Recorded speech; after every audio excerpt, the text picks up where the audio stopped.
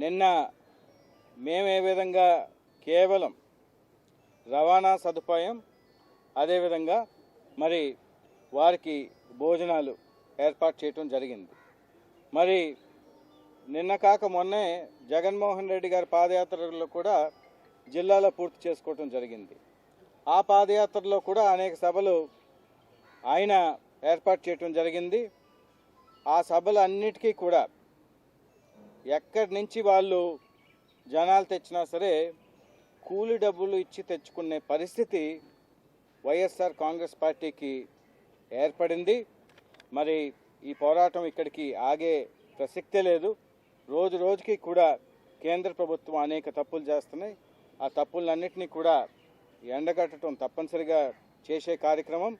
ఈరోజు వైసీపీ నాయకులు పోరాటం ఎలా చేయాలో తెలుగుదేశం పార్టీకి చెప్పే పరిస్థితి వాళ్ళకి లేదు.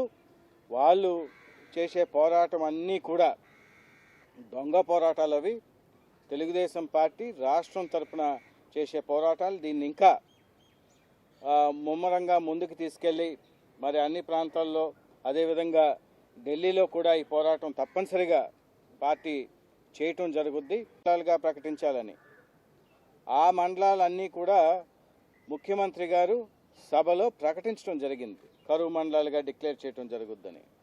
కాబట్టి అది మరి ప్రజల సమస్య కింద వైసీపీ వాళ్ళు భావించట్లేదో నాకైతే బోధపడట్లేదు.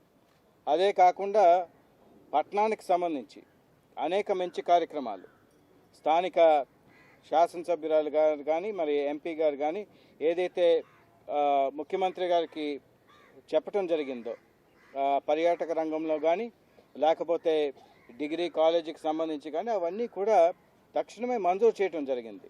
కాబట్టి జిల్లా సమస్యలు పట్టలేదు లేకపోతే జిల్లా సమస్యలు విస్మరించారు అనే ఒక ప్రచారం ఏదైతే వైఎస్ఆర్ కాంగ్రెస్ పార్టీ చేస్తుందో దాన్ని కూడా నేను తీవ్రంగా ఖండిస్తున్నాను.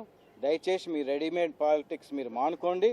ప్రజల తరపున పోరాటం చేస్తే ప్రజలు విశ్వసిస్తారు. కానీ మీరు ఈ విధంగా చంపావతి నది ఇంకోటి.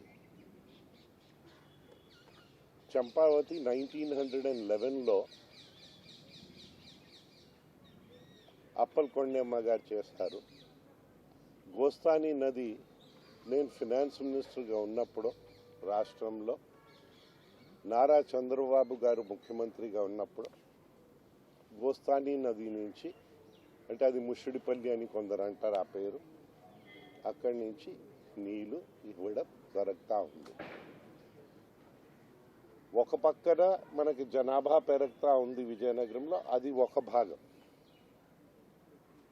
రెండో భాగం ఏంటంటే మనకి వర్షపాతం గోస్తాని నదిలో సరిగా ఉంటే చంపావతి నది క్యాచ్మెంట్లో సరిగా ఉంటే ఆ సంవత్సరం మనకి ఇబ్బందులే లేవు. అధికారంలో ఉన్నవాళ్లే కన్నాలు పెట్టి గ్యాలరీలో వారు ఇసుక లాగేశారు. ఇప్పుడు గ్యాలరీలో నీళ్ళు తగ్గిందని అప్పలకొండేమా కానీ తిడితే మనకు నీళ్ళు వస్తుందా? మనం కొంచెం ప్రజలు అన్ని ఆలోచిస్తున్నారు, 1000 కళ్ళులతో చూస్తున్నారు, అబ్జర్వ్ చేస్తున్నారు. సమస్యలు ఉన్నాయి. సమస్యని అధిగమించడానికి వారి ఆలోచన ఉందా? ఒకటి, చర్య ఉందా? 2. ఈ 2 ఉన్నాయి నాయన అని మేము అనుకుంటా ఉన్నాం. అంతేకాదు మీకు ఇంకా ఏదైనా సలహాలు ఉంటే ఇది చేయండి అని సలహాలు ఉంటే